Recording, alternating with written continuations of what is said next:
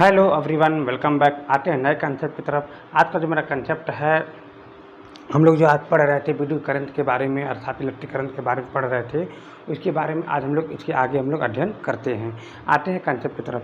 देखिए, जो मैंने कल बता रहे थे अनुगमन वेग, तो जैसे मान लीजिए अनुगमन वेग का मैंने परिभाषा बताया था कि जब इलेक्ट्रॉन एक नियत वेग से अपने घनायनों के बीच में रन करता है या मतलब बहुत तीव्र जिस वेग से नियत वेग से वो गति करता है, उसी वेग को हम बोलते हैं नियत वेग, मतलब ये अनुगमन वेग।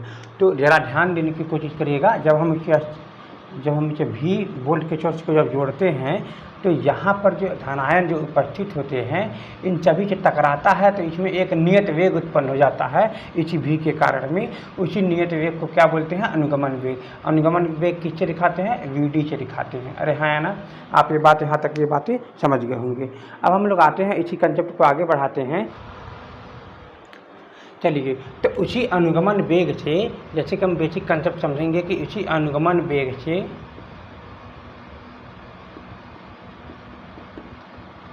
Vd से, तो यहाँ पर हम लोग कई स्टेप समझेंगे। बात को ध्यान से समझिएगा। यहाँ से आप तक कई हेडिंग बन जाएगा। अनुगमन वेग से विद्युत धारा में संबंध है, ठीक है ना? और आपको समझना होगा अनुगमन वेग से विद्युत क्षेत्र में संबंध है, अर्थात आई जो है, आई का संबंध क्या रखता है अनुगमन वेग में। फिर इसके बाद विद्युत क्षेत्र के संबंध में क्या रखता है। फिर इसके बाद गतिशीलता क्या होती है, गतिशीलता के बारे में समझेंगे। फिर इसके बाद इसी के बेसिक कंसेप्ट जब हम लोग ये बातें समझ लेंगे तो यही हमारा क्या होता है, कंसेप्ट यहाँ पर ये माना जाता है। और यही सब होता है एग्जाम में पढ़ने के लिए, या इसी में से पूछता है। मेरी बात को समझने का प्रयास कीजिएगा। यहाँ पर जैसे मान लीजिए कह रहा है कि अनुगमन वेग से धारा में क्या संबंध है, अर्थात इसमें कौन कौन सा इसके साथ में रहेगा, इसका क्या संबंध बनता है। विद्युत क्षेत्र की तीव्रताओं के साथ में इसका क्या संबंध बनता है। और ये गतिशीलता क्या होता है। सबसे बड़ी बात ये गतिशीलता क्या है।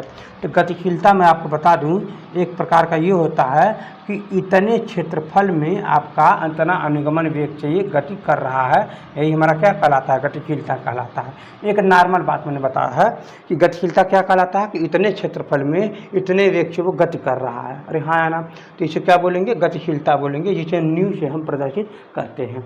तो हम लोग सबसे पहले क्या अध्ययन कर देंगे कि विद्युत धारा से, मतलब जो विद्युत धारा से अनुगमन वेग में संबंध है, हम लोग ये बात को बारीकी से समझते हैं। चलिए हम लोग आते हैं उसी कंसेप्ट की तरफ बढ़ते हैं। उसके बाद फिर हम समझेंगे विद्युत क्षेत्र से अनुगमन से क्या संबंध है। फिर गतिशीलता का मतलब समझेंगे। तो अगर आप विद्युत क्षेत्र निकाल लेंगे तो गतिशीलता अगर आप यहाँ पर निकाल लेंगे तो यहाँ पर क्या होगा, अनुगमन वेग यहाँ रख करके जो मान फार्मूला आएगा तो हमारा गतिशीलता का फार्मूला वहाँ पर ही बन जाएगा। फिर उसके साथ ग्राफ क्या बनेगा, वही सब इसमें कंसेप्ट में छिपा होता है और यही पढ़ना होता है। यही बच्चों को बहुत कठिन लगता है। ये सही बात तो यही है कि अब कठिन है भी। अब कठिन क्यों है मैं आपको बता दूं, इसमें बहुत छोटी छोटी बातों को भी ध्यान रखना होता है। और अगर आप उन छोटी छोटी बातों को अगर आप, जैसे कि अगर आपको क्या किया जाए, लिख करके बताया जाए तो पता लगेगा कि छोटी वाली बातें पीछे का भूल जाते हो। तो यानी इसमें आप कंसेप्ट को समझो, आप अपना खुद एग्जाम में लिख लोगे, इसके बारे में 2-4 बार सोचोगे तो आपको याद भी रहेगा। तो मैं आते हैं उसी कंसेप्ट पर, विद्युत धारा और अनुगमन वेग में संबंध को हम लोग समझते हैं। आते हैं इसी पॉइंट की तरफ। तो हम लोग समझते हैं विद्युत धारा तथा अनुगमन वेग में संबंध है। सबसे पहले हम लोग कुछ थोड़ी सी फिगर के बना लेते हैं जो समझने के लिए। जैसे कि मान लीजिए यहाँ पर जो है आपके पास एक कोई भी चालक है और यहाँ से एक बैटरी प्लस और ये माइनस सोर्स से जोड़ दी जाती है। ये वाला प्लस है तो इसका मतलब ये प्लस चिरा हो जाएगा, और यहाँ है ना ये माइनस हो गया तो क्या चिरा हो जाएगा, माइनस चिरा हो जाएगा। इसका मतलब ये हुआ कि जो इसमें एकांक क्षेत्रफल, ध्यान से समझने की कोशिश करिएगा। हम इसमें सबसे पहले धारा जो आप लोग जानते हैं, विद्युत धारा I = में Q/T होता है। अब Q क्या हो जाएगा, N/E/T हो जाता है। तो ये आपका जो Ne है, ज़रा ध्यान से समझिएगा, ये जो आपका Ne है वो आपका टोटल इलेक्ट्रॉनों की संख्या होनी चाहिए। तो टोटल इलेक्ट्रॉनों की संख्या को मानने के लिए हम कैपिटल में N मान लेते हैं। अरे हाँ, है ना? तो अभी आपका टोटल इलेक्ट्रॉनों की संख्या हो जाएगा टोटल। तो अगर हम बात करें एकांक क्षेत्रफल में इलेक्ट्रॉनों की संख्या अगर स्मॉल n है और इसका जो क्षेत्रफल है वो A है, अरे हाँ, है ना? ये आपका इलेक्ट्रॉनों की संख्या हो जाएगा और ये आपका क्षेत्रफल हो जाएगा A। ये आप बारीकी से समझिएगा, अभी आपको समझ में आ जाएगा। तो यहाँ पर मैं बात करूँ सिलेंडर का, ध्यान से समझने की कोशिश करिएगा। इसको अगर मैं बात करूँ सिलेंडर का, इसको हम सिलेंडर बना लेते हैं ऐसे करके, अरे हाँ, है ना? इसका हम सिलेंडर बना लेते हैं। इसका क्षेत्रफल जो है A है और इसकी लंबाई जो है यहाँ से लेकर के यहाँ तक का ये L है, अरे हाँ, है ना? इसकी लंबाई है L है। तो यानी अगर एकांक क्षेत्रफल में, बात को समझिए, एकांक क्षेत्रफल में अगर n इलेक्ट्रॉनिक संख्या है तो L लंबाई में कितना हो जाएगा यहाँ इलेक्ट्रॉनिक की संख्या, यहाँ पर उसको हम गुणा कर देंगे n गुणे में L, अरे हाँ है ना, इसी को बोलेंगे कैपिटल में n। मतलब ये हुआ यहाँ पर टोटल इलेक्ट्रॉनिक की जो संख्या n है ये इक्वल में स्मॉल छोटे वाले की जगह पर L इंटू में यहाँ पर हो जाएगा L। अब आपको L निकालना, L का मतलब यहाँ से लेकर के यहाँ तक की ऊंचाई मतलब कितनी है, ठीक है ना, यहाँ से लेकर के यहाँ तक का। तो यहाँ से ऊंचाई जो होगी, मान लीजिए प्लेटों की जो गति जो यहाँ से गति कर रहा था n v वेग से गति कर रहा था, और यहाँ से लेकर के यहाँ तक जाने में मान लीजिए t समय लग रहा है, कितना समय लग रहा है t, अरे हाँ है ना। तो हम इसको बोलेंगे, आपको इतनी बातें पता होनी चाहिए कि चाल बराबर क्या होता है, दूरी बट्टे में समय। चाल बराबर क्या होता है, चाल बराबर क्या होता है, दूरी बट्टे में समय, अरे हाँ है ना। तो इसका गुणा कर देंगे तो समय हो जाएगा यहाँ से, फिर बराबर क्या हो जाएगा गुणे में चाल, फिर बराबर क्या हो जाएगा दूरी हो जाएगी। यानी बाबू लोग ये दूरी से इसका सॉल्व हो जाएगा यहाँ पर ये। तो दूरी का मतलब क्या हो जाएगा समय, समय का मतलब क्या हो जाएगा n इंटू में t, और फिर इंटू में क्या हो जाएगा चाल का मतलब ये अनुगमन में ये वेग हो जाएगा, अरे हाँ है ना। तो ये आपका फार्मूला यहाँ से बन जाता है। इसका मतलब ये हुआ कि t समय में यहाँ से लेकर के यहाँ तक ले जाने में, मान लीजिए t समय में यहाँ से लेकर के यहाँ तक ले जाने में समय लगा है, और इसकी जो गति है वह आपका vd है, और इसका जो क्षेत्रफल है वह आपका a है, मान लीजिए यहाँ पर क्षेत्रफल a है, और इसका जो इलेक्ट्रॉनों की संख्या n वाले में n इलेक्ट्रॉनिक संख्या है। तो यहाँ से टोटल लंबाई यहाँ से कहना है L है। तो हम उस वक्त में हम जांच करेंगे यहाँ पर टोटल जो इलेक्ट्रॉनों की संख्या इतनी हो जाएगी, ठीक है ना, n बराबर में। तो हम यहाँ से लिख सकते हैं, हम यहाँ से लिख सकते हैं स्मॉल में n यहाँ पर लिख सकते हैं, इंटू में t, इंटू में vd, इंटू में यहाँ पर हो जाएगा e, अपान में हो जाएगा नीचे आपका ये t। इसको आपको पूरे का आयतन लेने के लिए हमने पूरे का क्षेत्रफल भी तो लेना पड़ेगा, इस पूरे का क्षेत्रफल भी तो a है। तो यहाँ पर क्या करेंगे, पूरे का क्षेत्रफल लेने के लिए आपको a का भी गुणा करना पड़ेगा, अरे हाँ ना, क्योंकि पूरे का क्षेत्रफल भी यहाँ से यहाँ तक इसको ले जाना है, अरे हाँ ना। पूरे का क्षेत्रफल जिसे हम आयतन भी बोल सकते हैं, ये बात ये भी है, आप समझ लीजिएगा, आयतन भी बोल सकते हैं। आप एक काम करें, इसको आयतन भी निकालने वाला फार्मूला अगर आप लगा लेंगे कि इतने क्षेत्रफल में पूरे का आयतन क्या हो जाएगा, आयतन का मतलब क्या होता है, ये क्षेत्रफल गुणे में ऊंचाई लंबाई हो जाती है, ठीक ना, क्षेत्रफल गुणे में लंबाई। तो यही कमवा यहाँ पर ये किया गया है। तो क्षेत्रफल गुणे में लंबाई का क्या हो जाएगा, क्षेत्रफल गुणे में लंबाई गुणे में n, यही इसमें कंसेप्टली है। अगर मैं बात करूँ, फिर से मैं समझा दूँ यहाँ पर, तो बात को समझने का कोशिश करिएगा। अगर मैं यहाँ पर आयतन बात करूँ, मान लीजिए एकांक क्षेत्रफल में अगर इसका आयतन जो है, जो आपका इलेक्ट्रॉनों की संख्या जो है स्मॉल में n है, फिर से समझ लीजिए, कोई दिक्कत नहीं है। जैसे कि मैं मान लीजिए यहाँ पर ये सिलेंडर है, एकांक में अगर मान लीजिए कैपिटल A है, ठीक है ना, यहाँ पर मान लीजिए कोई लिखा गया हुआ है, इसको आप बोलेंगे A, यानी A क्षेत्रफल है। तो यहाँ से यहाँ तक L ऊंचाई हो जाएगी, और इसकी जगह पर n इलेक्ट्रॉन भी है। तो यहाँ से जो आयतन है, मान लीजिए यहाँ पर जो आयतन है, आयतन कितना है वो आपका ये बताएंगे, A क्षेत्रफल गुणे में L ऊंचाई, ठीक है ना, L ऊंचाई। अब फिर क्या करें, टोटल n जो हो जाएगा, एक आयतन में n इलेक्ट्रॉनों की संख्या, तो आयतन कितना है, A गुणे में L हो जाएगा।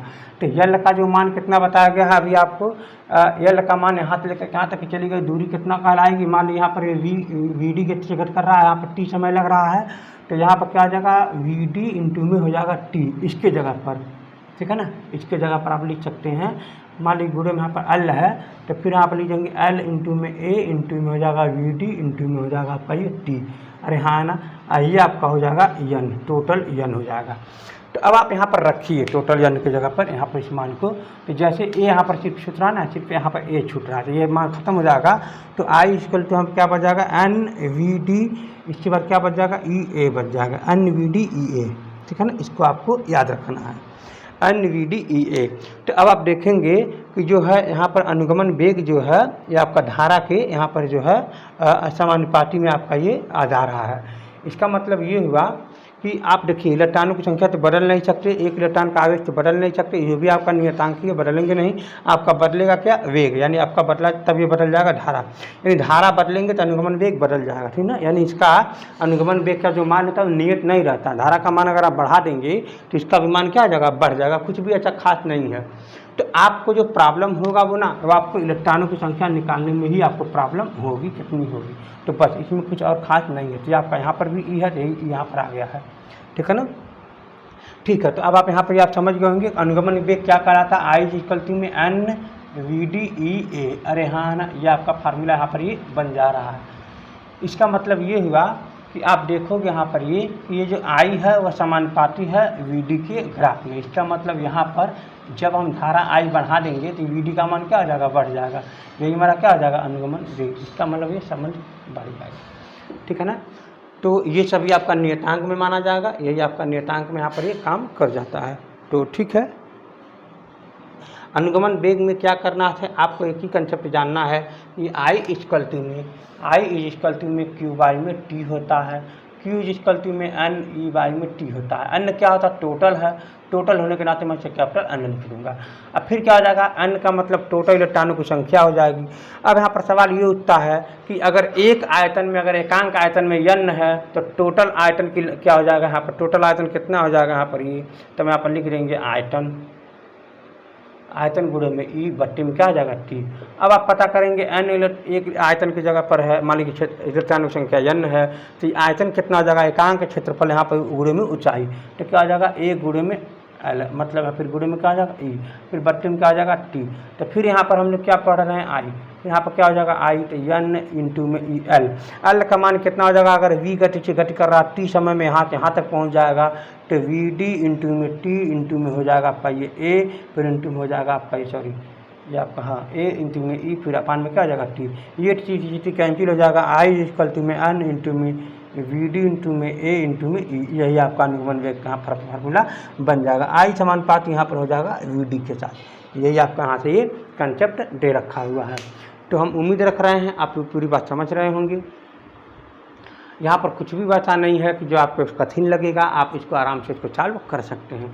हम लोग आते हैं अगले कंसेप्ट की तरफ, जो ये मेन दे रखा हुआ है विद्युत क्षेत्र तथा अनुगमन वेग में संबंध को हम लोग समझ लेते हैं। आते हैं मेन कंसेप्ट की तरफ। हम लोग अभी भी समझे हैं कि आई इक्वल टू में क्या होता है, एन वी डी इंटू में ई इंटू में ए। अरे हाँ है ना, ये हम लोग बारीकी से समझते हैं। अच्छा, आप लोगों को ये बात पता है कि अगर यहाँ पर ये ए है तो हम सभी जानते हैं कि आई वायु में ए हमारा क्या कहलाता है, धारा घनत्व कहलाता है। हाँ या ना, धारा घनत्व कहलाता है। तो मैं आपको एक बार बता दूं, धारा घनत्व तथा विद्युत क्षेत्र सॉरी अनुगमन वेग के संबंध यहाँ पर भी आपको मिल जाएगा। तो हम यहाँ पर एक हेडिंग भी लिख सकता हूँ कि धारा घनत्व तथा अनुगमन वेग में संबंध। अब आप देखेंगे धारा घनत्व आई बट्टे में ए होता, आप लोग ये बात जानते हैं, मतलब इतने क्षेत्रफल में इतना धारा है, इसी को हम बोलेंगे धारा घनत्व।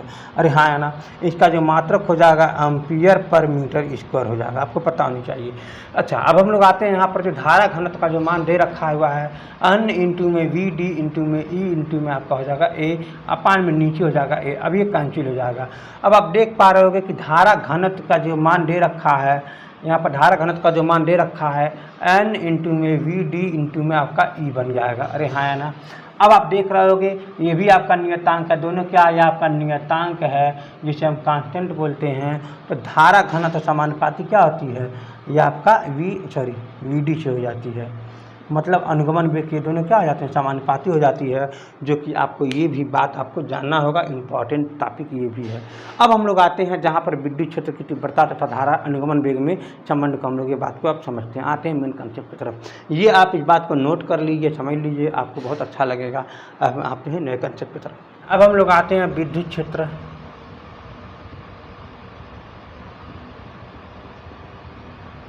तथा अनुगमन वेग में संबंध।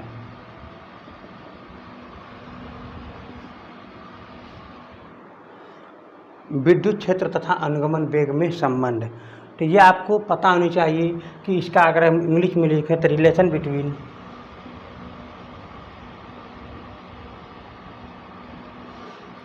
विद्युत क्षेत्र एंड दीप्ति, मतलब विद्युत क्षेत्र का मतलब क्या होगा, electric field, and drift velocity,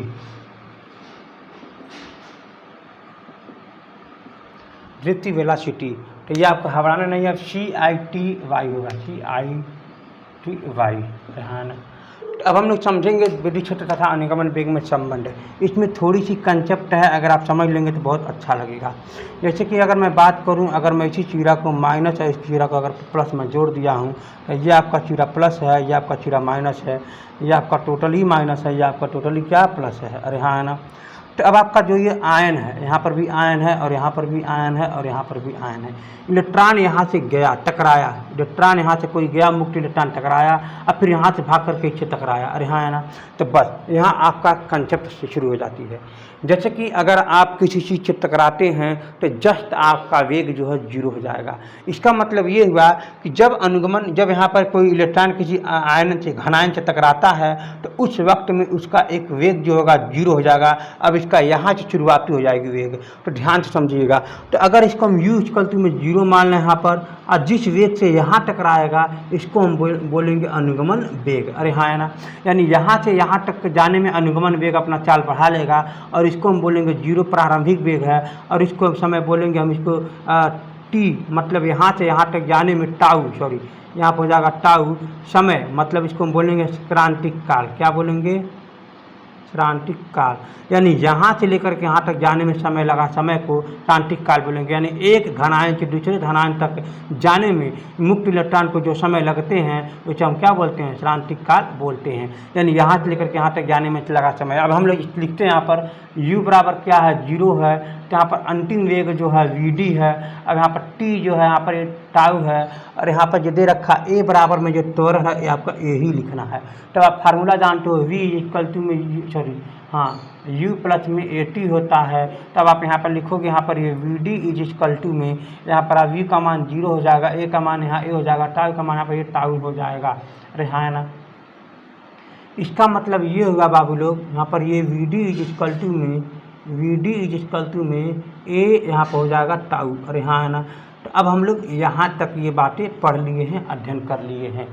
अब आपको सवाल यहाँ ये उठता है कि अगर इसका विद्युत क्षेत्र की दिशा यहाँ से प्लस है ना, तो प्लस विद्युत क्षेत्र की दिशा इधर होगा, लेकिन इस विद्युत क्षेत्र की दिशा इधर तो है, मगर हम बल देखेंगे इधर की तरफ होगा बल, मगर इसका मान लीजिए क्यू आवेश है, मान लीजिए यहाँ पर जो क्यू आवेश जा रहा था, क्यू आवेश न लेकर के ई ले लीजिए आप, अच्छा रहेगा। एक इलेक्ट्रॉन है ना, इसीलिए आप ई ले लीजिए।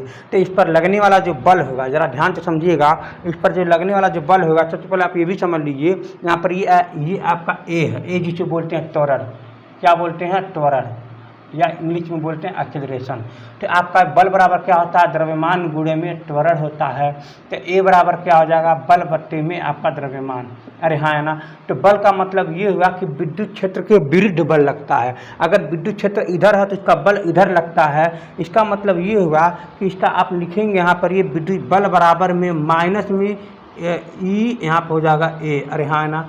आपको यही बात मैं यहाँ पर समझाना चाह रहा हूँ। जैसे कि आप ये बात जरूर जानते होंगे विद्युत क्षेत्र तीव्रता जो होती है, आपको इतनी बातें पता होगा, इतनी आवेश पर लगाता हुआ बल, यही तो आप पढ़े होंगे। अरे हाँ है ना। अगर आप इसको यहाँ कर, यही क्यू जो है ना, यही आपका ई के बराबर है। ई क्यों है? क्योंकि मुक्त इलेक्ट्रॉन ही तो है, हम बार बार क्यू के लिखेंगे, हम यहाँ पर जब मुक्त इलेक्ट्रॉन तो ई लिखेंगे। अगर आप ई हो जाएगा तो आप इसको उधर कर दीजिएगा, तो ई हो जाएगा, ए हो जाएगा, फिर यहाँ पर बराबर में क्या हो जाएगा? एफ हो जाएगा। जो विद्युत क्षेत्र के विरुद्ध बल लग रहा है, अगर विद्युत क्षेत्र इधर है तो इसका बल किधर लगेगा? इधर की दिशा में लगेगा। इसके लिए हम इसको माइनस का यूज करेंगे। क्या यूज करेंगे? माइनस का। इसीलिए हम इसको बोल सकते हैं एफ = में माइनस में ई, और यहाँ पर हो जाएगा विद्युत क्षेत्र। अरे हाँ है ना। तो आप इसी एफ का मान यहाँ पर यूज कर सकते हो।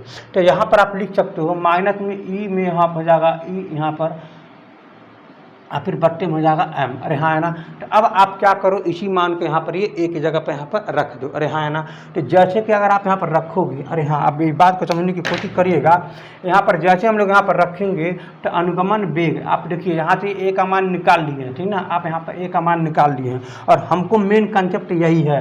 तो इसका मतलब अनुगमन वेग = में यहाँ पर हो जाएगा ए, और यहाँ पर हो जाएगा टाउ। तो यहाँ पर ए का जो मान है क्या? माइनस में ई है, फिर यहाँ पर ए है, और फिर यहाँ पर हो जाएगा आपका यम, फिर इंटू में हो जाएगा आपका ये टाउ। अरे हाँ ना, ये आपका हो जाएगा वीडी। तो आपके लिए ये इम्पॉर्टेंट कंसेप्ट यहाँ पर ये बन जाता है।